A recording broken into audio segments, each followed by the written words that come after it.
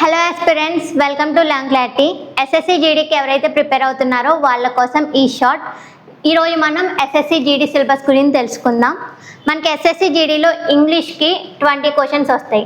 దీని నుంచి మనకి వెయిటేజ్ 40 మార్క్స్. సో 160లో ఇంగ్లీష్కి 40 మార్క్స్ వెయిటేజ్ అన్నది ఉంది.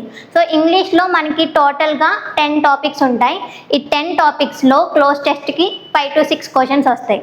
అండ్ రీడింగ్ కాంప్రహెన్షన్కి 4 to 5 క్వశ్చన్స్, ఎర్రర్ స్పాటింగ్కి 3 to 4, and fill in the blank synonyms యాంటోనిమ్స్కి అయితే 2 to 3 క్వశ్చన్స్ వస్తున్నాయి.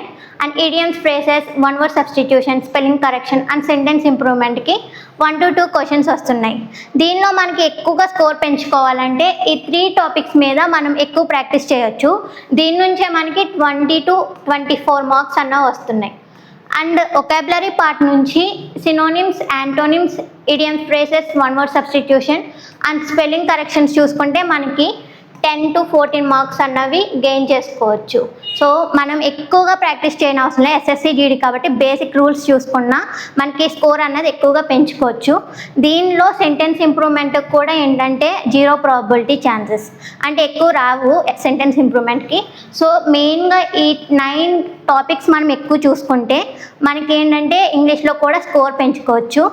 That's it for today's video. Thank you for watching.